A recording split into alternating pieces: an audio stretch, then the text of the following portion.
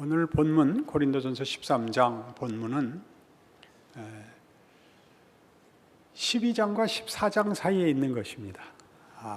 얼마나 쉬운 얘기입니까?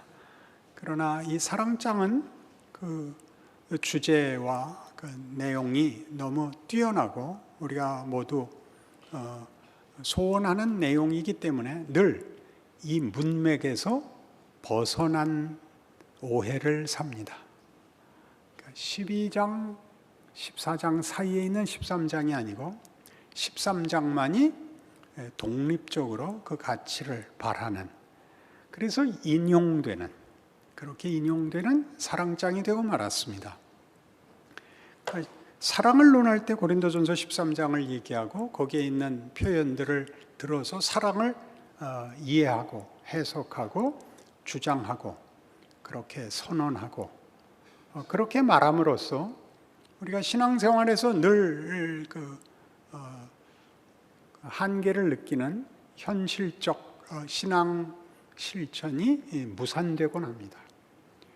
정답을 말하고 주장하고 감동하고 각오하는 것이 신앙생활이 아니고 우리에게 도전하는 일상의 현실적 구체적 도전 앞에서 그 신앙들을 주장한 내용들을 그 형편에 맞게 반응해야 되는 실력이 있어야 됩니다. 그 실력은 분별, 해석, 적용, 한계, 인내, 순종, 회개, 재기, 눈물, 이런 것들로 계속 반복적으로 발전해 나가야 되는데 하질 않습니다.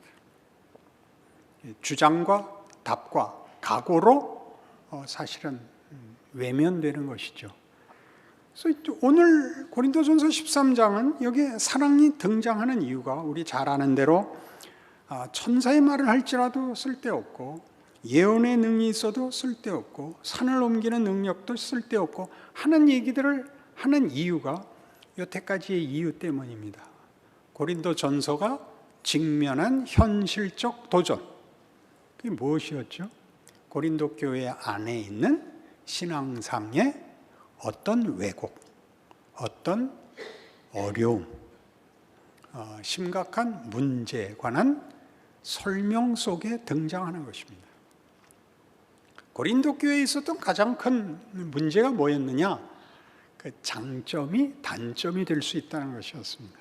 고린도 교회의 장점은 지식과 지혜가 있는 것, 은사가 있었던 것, 열심이 있었던 것. 그것이 거꾸로 지식이 있기 때문에 파당이 생겼고 열심이 있었기 때문에 맹렬한 공격성을 가지게 되고 은사가 있었기 때문에 우열의 정죄가 등장하는, 비난이 초래된 현실적 공동체의 문제들에 대하여 이제 바울이 지적하고 싶은 성경적 해석입니다. 그러니까 사랑이라는 것은 이 모든 문제를 판단하고 교정하는 데 있어서 우리가 아는 어떤 기준보다도 높은 기준이라는 것, 그것이 높은 기준이기 때문에 그것보다 낮은 기준을 사용하는 것을 넘어서야 된다는 것을 가르치고 싶은 것입니다. 그것은 잘잘못을 넘어서는 이야기죠. 신앙 공동체가 가지는 가장 중요한 기준점은 무엇인가? 판단의 기준은 무엇인가? 우리가 추구하고 하나님이 요구하는 것은 무엇인가를 잘잘못을 통하여 우리가 그 문제를 얼마나 쉬운 우리가 아는 상식과 우리의 경험의 잣대로 낮추어서 사용하는 바람에 같은 신앙 고백과 소망을 가지고 모여서 유익은 만들어지지 않고 어떻게 서로 손해와 상처만 생기게 됐는가를 설명하려고 하는 것입니다. 그래서 우리는 잠깐 1장에서 12장까지를 살짝 훑어볼 필요가 있습니다. 이 계속되는 연속적인 바울의 지적, 신앙의 가장 중요한 기준과 잣대가 뭐냐 하는 문제입니다. 1장으로 가보시죠. 고린도전서 1장 10절. 형제들아, 내가 우리 주 예수 그리스도의 이름으로 너희를 권하노니 모두가 같은 말을 하고 너희 가운데 분쟁이 없이 같은 마음과 같은 뜻으로 온전히 합하라.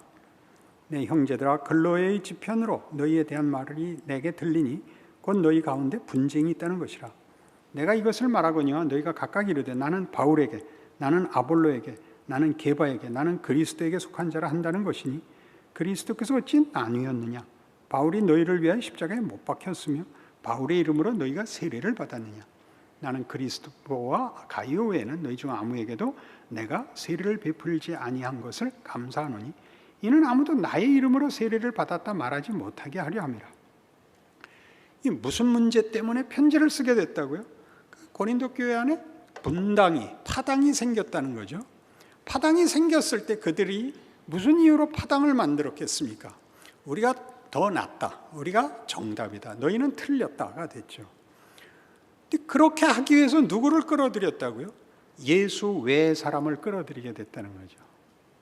우리 보통 하는 얘기로는 우리가 제일 쉽게 끌어들이는 건 도덕일 수 있습니다. 그다음에 유익, 효율성, 능력을 끌어들일 수 있습니다. 그런 것들은 교회가 성립하고 존재하고 책임져야 하는 가장 중요한 기준보다 낮은 것들입니다. 그것이 이 높은 기준을 무산시키지 말라는 것입니다. 도덕이나 양심이나 다 필요하지만 예수로 인하여, 십자가로 인하여 성립된 것을 그 기준보다 낮은 것으로 이 가장 중요한 기준에 의하여 성립된 것을 흔들지 말라 이겁니다. 잘했다 잘못했다와는 다른 문제입니다. 어떻게 현실적인 도전을 성경적으로 이해하여 판단을 해야 되는가의 기준이 자꾸 내려가는 것을 원래 기준으로 복구하자는 얘기입니다. 2장에 가보시죠. 2장 1절. 형제들아, 내가 너희에게 나아가 하나님의 증거를 전할 때 말과 지혜 아름다운 것을 아니하였나니 내가 너희 중에서 예수 그리스도와 그가 십자가에 못 박히신 것 외에는 아무것도 알지 아니하기로 작정하였습니다. 내가 너희 가운데 거할 때 약하고 두려워하고 심히 떨어노라. 내 말과 내 전도함이 설득력 있는 지혜 말로 하지 아니하고 다만 성령의 나타나심과 능력을 하여 너희 믿음이 사람의 지혜에 있지 아니하고 다만 하나님의 능력에 있게 하려 하였노라. 나는 내가 너희를 설득했다고 생각지 않는다. 나는 배달부다. 나는 화물차 운전수다. 내가 너희에게 전해준 것, 너희에게 실어 나른 것은 하나님이 보낸 거다. 내가 만들지 않았다. 그 얘기를 자꾸 하죠. 우리가 교회 내에서 교회 공동체나 사회 속에서 우리의 책임을 실천할 때 가장 중요하게 생각해야 되는 건 이것은 다 하나님의 능력에 속하는 창조와 부활의 권능으로만 가능한 일이라는 걸 알아야 됩니다. 내가 내 책임과 내 자리를 지키는 것은 나에게 명예고 신앙적인 책임이지만 그렇게 하면 결과가 일어나는 것은 없습니다. 부모가 훌륭하면 자식이 훌륭한 법은 없습니다.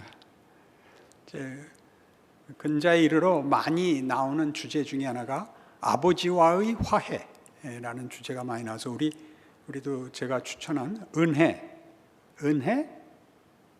한마디 더 있었는데 무슨 은혜? 은혜? 안 읽었다는 뜻이잖아요. 2월인가 3월인가 추천했는데 그 책의 저자가 여러 경우 은혜가 필요했고 은혜가 임한 사례들을 쭉 인터뷰한 내용으로 되어 있는데 여러 경우의 사람들이 등장합니다. 끝에 가서는 결국 저자가 자기 얘기를 위해서 썼다는 걸 밝히죠.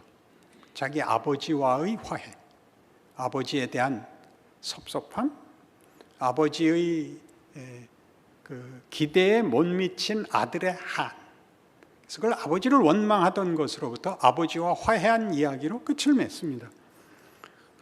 그러나 사실 지나놓고 보면 그건 아버지와의 화해가 아니라 자신의 과거와의 화해입니다. 자신의 과거와의 화해라는 건 뭐냐면 자기 인생의 조건에 대한 원망으로부터의 화해입니다. 따지고 보면 아버지는 잘났나 못났나 상관이 없습니다. 잘난 아버지 밑에서 못난 아들이 나오고 못난 아버지 밑에서 잘난 아들이 나옵니다. 그러니까 아버지는 책임이 없다는 얘기가 아니라 잘나게 만드는 건 늘 하나님만이 하실 수 있는 일입니다. 못난 조건 속에서 위대한 일을 만드시고 인간이 가진 최선의 조건으로도 잘난 사람을 만들 수 없다를 대를 이어 확인하는 게 인류 역사일 것입니다. 그리고 우리가 아무런 조건 없는 곳에서 얼마나 위대한 운명을 갖게 됐는가를 알게 되는 것이 기독교 신앙의 가장 큰 감동 아니겠습니까? 바울은 이렇게 얘기합니다. 우리가 가진 실력대로 보상을 받는 것도 아니고 우리가 어떤 위대한 일을 할 수 있는 것도 아니다. 그건 하나님만이 하시는 거다. 어디에서는? 기독교 신앙에서는. 세상이 말하는 것 같은 정치적, 경제적, 사회적 권력을 가져야 되는 게 아니고 예수를 보내요. 우리 대신 십자가에 못 박으시고 사망을 반전시킨 창조와 부활이라는 능력으로 밖에는 만들어질 수 없는 거다. 이렇게 얘기하는 것들입니다. 그것보다 낮은 기준을 동원하여 이것을 가리지 마라. 계속 이 얘기를 하는 거예요. 너희 뭘 잘못했다를 꾸짖는데 목적이 있지 않습니다. 그들을 돌이킬 수가 없습니다. 바울은 권력을 가지고 들어가지 않았기 때문입니다. 3장에는 이렇게 되어 있습니다. 3장 3절. 너희는 아직도 육신에 속한 자로다. 너희 가운데 시기와 분쟁이 있으니 어찌 육신에 속하여 사람을 따라 행함이 아니리요. 어떤 이는 말하되 나는 바울에게라 하고 다른 이는 나는 아볼로에게라 하니 너희가 육의 사람이 아니리요. 그런즉 아볼로는 무엇이며 바울은 무엇이냐. 그들은 주께서 각각 주신 대로 너희로 하여금 믿게 한 사역자들이니라. 나는 심었고 아볼로는 물을 주었으되 오직 하나님께서 자라나게 하셨나니 그런즉 심는 이나 물 주는 이는 아무것도 아니로되 오직 자라게 하시는 이는 하나님뿐이니라. 이런 강조들이 왜 자꾸 나오나를 보세요. 우리 마음에 들지 않는 일은 늘 생기는 것입니다. 그럴 때 어떡할 것이냐. 일어나는 현상들 참지 못하고 나갈 수 있고 깨질 수 있고 반대할 수 있고 질서가 무너지는 경우에도 그걸 무슨 다른 여기 고린도 교회에서 바울이 증언하는 이 가장 큰 기준보다 아래 것으로 큰 기준과 본질을 손해보지 말자라는 걸 누군가는 지켜야 되는 것입니다. 그렇게 하는 사람이 소수라서 이해하지 못하는 다수에 의해서 교회가 혼란을 겪거나 아까 얘기한 것 같이 분립이 일어나거나 그러면 서로 축복해 주는 것으로 마무리해야 됩니다. 예언적으로 듣지 마십시오.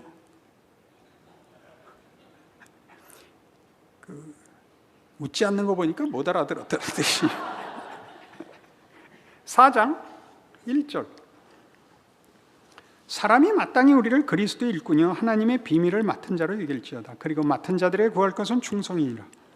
너희에게나 다른 사람에게나 판단받는 것이 내게는 매우 작은 일이라. 나도 나를 판단하지 아니하노니 내가 자책할 아무것도 깨닫지 못하나 이로 말미암아 의롭다함을 얻지 못하노라. 다만 나를 심판하실 이는 주시니라.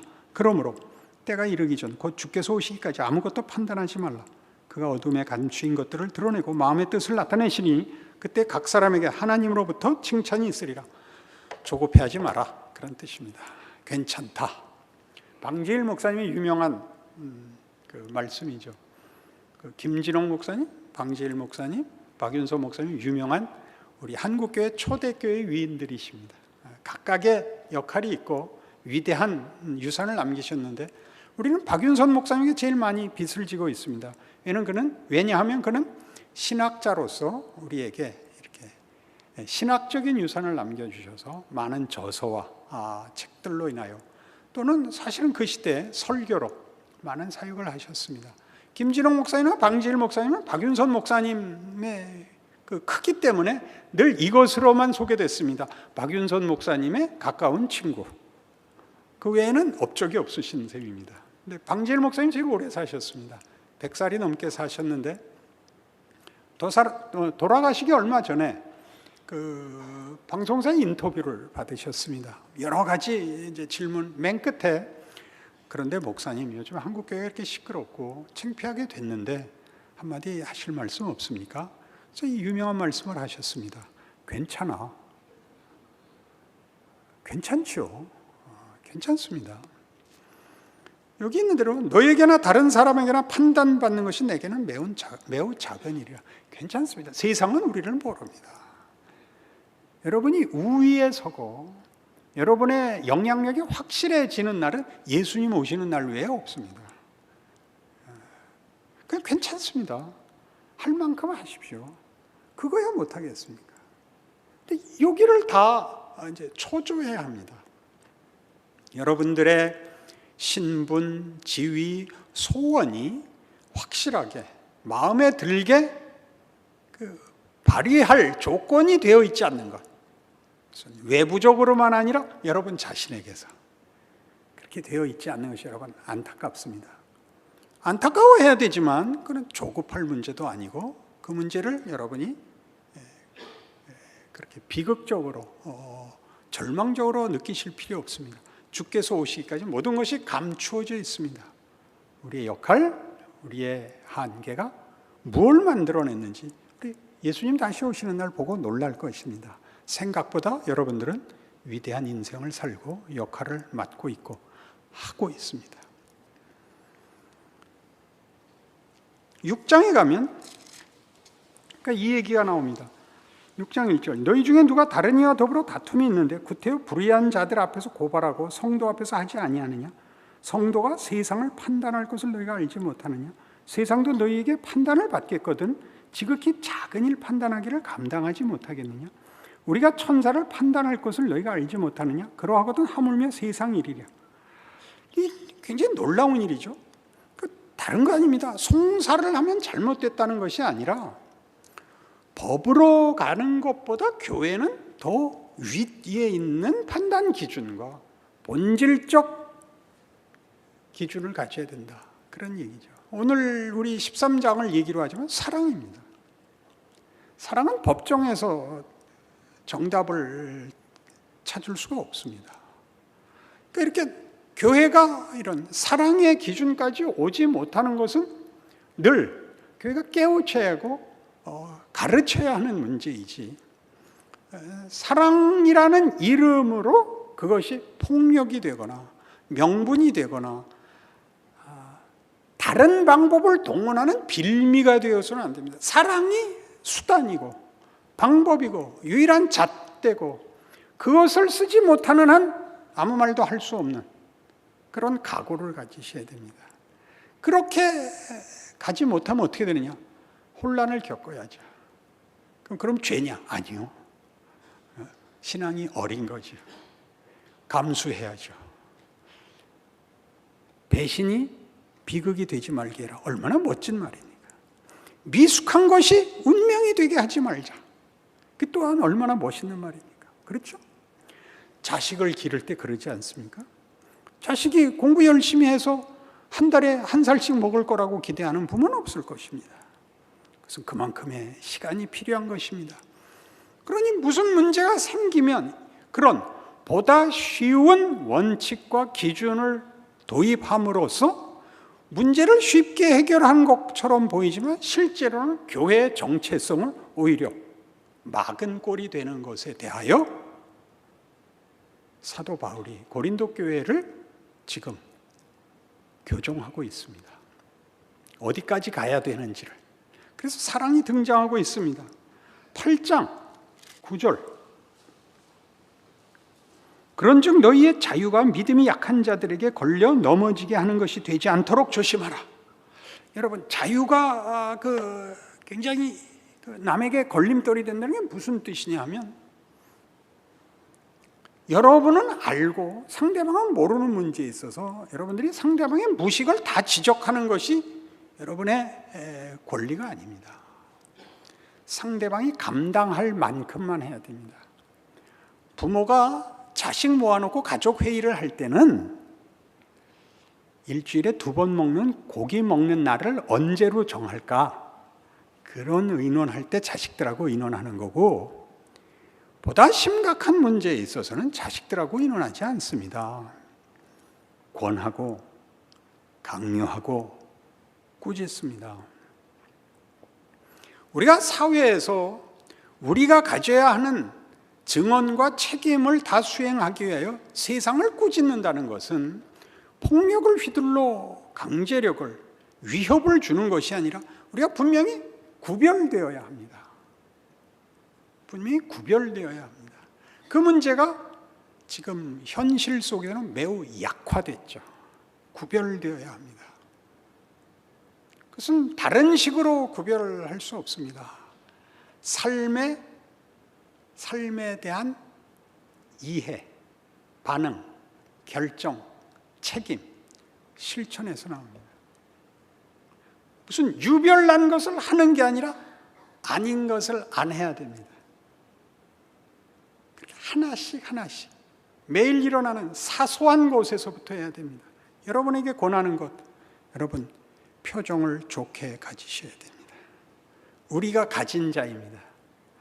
지금 한국 사회에 나가보십시오. 모두가 원망하지 않습니까? 사람이 모인 것은 어느 곳에 가든지 전부 무표정과 외면 일관입니다. 핑계는 좋습니다. 다 핸드폰입니다. 그러면 안 됩니다. 사람이 사람을 마주하고 서서 고개를 떨구고 있는 건 죄인만 그러는 겁니다.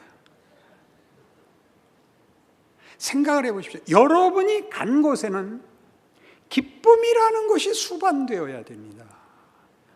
반가워하고 반김을 받아야 합니다. 그리고 우리 한국 사회의 지금의 현실에서 보는 것은 우리는 대화를 할 줄 모릅니다. 대화를 너무 그 다음 단어가 안 떠올라서 너무 해설이 깁니다. 네가 그러는 것은 누가 말한 것 같이 이렇게 얘기한 것 중에 무엇을 따랐기 때문에 이렇게 되게, 이러면 대화는 안 나옵니다. 대화는 맞장구를 쳐야 됩니다. 상대방이 그렇대요. 내일 해가 서쪽에서 뜬다면 기대하겠어. 그래야 되는 겁니다. 9장 25절 이기기를 다투는 자마다 모든 일에 절제하나니 그들은 썩을 승리자의 관을 얻고자 하되 우리는 썩지 아니할 것을 얻고자 하노라. 그러므로 나는 다름질하기를 향방 없는 것 같이 아니하고 싸우기를 허공을 치는 것 같이 아니하여 내가 내 몸을 쳐 복종하게 하면 내가 남에게 전파한 후에 자신이 도리어 버림을 당할까 두려워함이로다. 이게 무슨 소리죠? 사랑이 하는 소리입니다. 사랑은 사랑을 하면 그만이 아니고 사랑을 하는 사람은 상대방이 자신을 사랑하기를 바랍니다. 올인하죠. 자기 삶의 목적에 그 사랑을 표현해야 하는 이웃에게 모든 것을 겁니다. 나는 나 할 거 했어 하고 돌아서는 건 사랑이 아닙니다.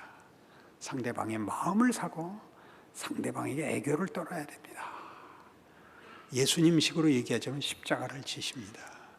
우린 이 멋없는 시대를 사는 것 같습니다. 지식과 정보만 넘쳐나고 비정해진 사회를 살고 있어서 인격이 마땅히 가지는 감정, 정서, 눈물, 웃음 같은 것들은 제거된 그런 비정한 기계 같이 사는 것 같습니다. 원칙과 관념이 아니라 한 인격으로서 받아들여지는 사랑을 하시고 그 사랑을 받으십시오. 받아내기 위하여 애를 쓰십시오. 여러분이 아무리 사랑을 다해도 그걸 받아내지 못하면 그 사랑은 완성되지 않은 것입니다. 여기에 십자가의 비밀이 있습니다. 하나님은 강요하시지 않습니다. 기가 막힌 부분입니다. 강요하시지 않습니다. 우리가 항복할 때까지 그 대신 우리가 죽게 놔두지 않습니다. 언제 돼야 눈을 감을 수가 있다고요? 항복을 해야 하나님이 데려가십니다. 복일까요? 10장에 가면 23절 모든 것이 가나 모든 것이 유익한 것은 아니요 모든 것이 가나 모든 것이 덕을 세우는 것은 아니니 누구든지 자기의 유익을 구하지 말고 남의 유익을 구하라. 31절 그런즉 너희가 먹든지 마시든지 무엇을 하든지 다 하나님의 영광을 위하여 하라. 이런 구절들은 오늘 사랑이 등장하는 것과 매우 밀접하게 연결되어 있는데 놓칩니다. 하나님은 사랑이십니다. 요한 1서엔 그렇게 정의를 합니다. 사랑이 뭐냐? 사랑은 하나님 자신이시다.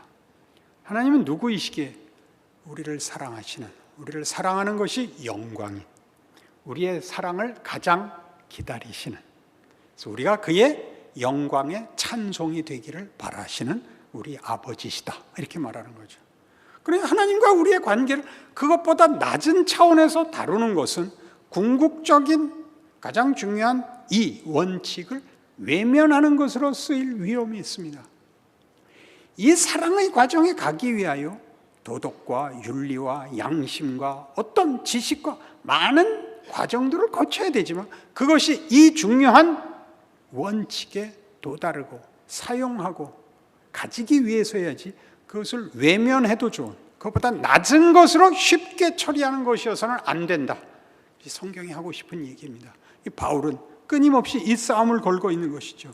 그래서 11장, 여러분 잘 아시는 19절, 잘 생각해 보세요. 너희 중에 파당이 있어야 너희 중에 옳다 인정함을 받은 자들이 나타나게 되리라. 이 아주 빈정거리는 꾸중이었는데, 차별화함으로써만 정체성이 살아나는 배타적 정체성, 나는 너와 다르다. 그러니까 자기를 증명하기 위해 상대를 비난하거나 상대방을 밟는 것으로 나타나면 절대 안 됩니다. 그러면 십자가는 무색해집니다.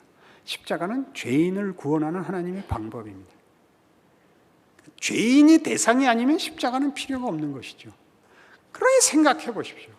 사랑이란 그런 것이죠. 사랑이란 조건이 관계가 없는 것이 사랑이죠. 사랑만큼 조건과 관계없는 게 어디 있습니까? 사랑만큼 자격이 관계없는 게 어디 있습니까? 사랑은 뭘 넘는다? 사랑은 담을 넘는다? 그건 복돌이와 복순이 때 얘기고, 사랑은 국경을 넘는다, 인종을 넘는다, 피부색을 넘는다. 그렇지 않습니까? 기독교 신앙의 위대함입니다. 그러니 여러분이 이거를 적극적으로 실천할 실력이 없을지라도 부정적으로나마 알고 있어야 됩니다. 여기까지 가지 않는 것으로 이 가장 중요하고 가장 위대한 기독교 신앙을 대체하거나 축소시키거나 타협하면 안 된다라고는 알고 있어야 됩니다. 그렇죠. 사랑은 자주 이렇게 쓰였던 거 기억하십니까? 우리 교회는 사랑이 없어, 이렇게 함으로써 잘난 척이 됐던 발언들이 있었다는 것을 아시죠? 누가 가슴에 아픔을 호소하면 너 요새 기도 안 하는구나, 이렇게 대답했던 무시무시한 악당들, 본인들은 잘하려고 했던, 그렇죠? 상처 많이 받았었습니다. 그래도 믿고 속을 털어놨는데 이렇게 배신을 때릴 줄 몰랐습니다. 배신이 비극이 되지 않기를 바랍니다. 이런 건 얼마나 위대한 기독교의 명예들입니까?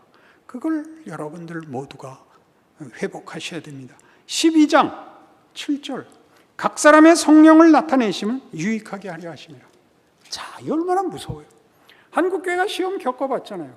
방언을 하는 바람에 못하는 사람들을 열등하게 비난했었죠.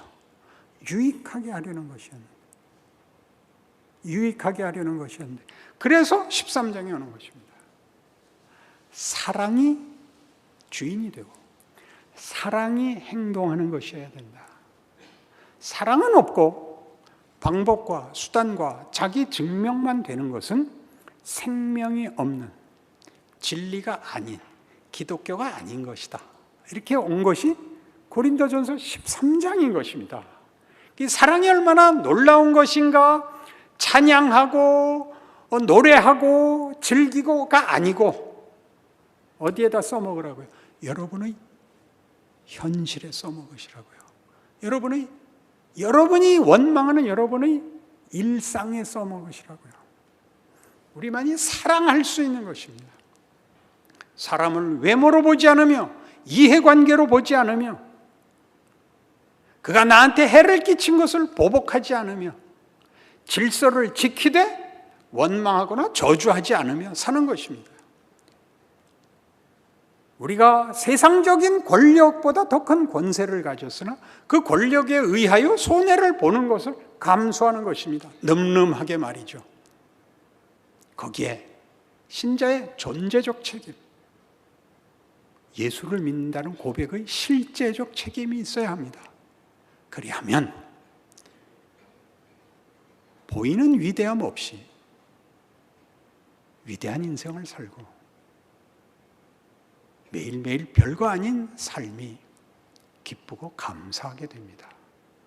하나님이 나와 함께 하시며 이것이 십자가의 신비라는 걸 알게 되십니다. 그 인생 사시는 여러분들이시기 바랍니다. 하나님 아버지 은혜를 감사합니다.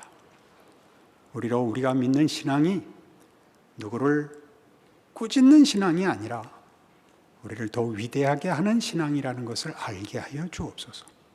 하나님이 우리를 사랑하셨다는 사실과 우리가 죄인이었었다는 사실과 그런데 하나님의 자녀가 되었다는 사실을 기억하는 자세로, 믿음으로 우리의 인생을 살아 우리 이웃과 세상 앞에 과연 빛이고 소금이고 사랑받고 사랑하는 자로 사는 위대한 인생을 기쁘게 살아내게 하여 주옵소서. 예수님 이름으로 기도합니다. 아멘.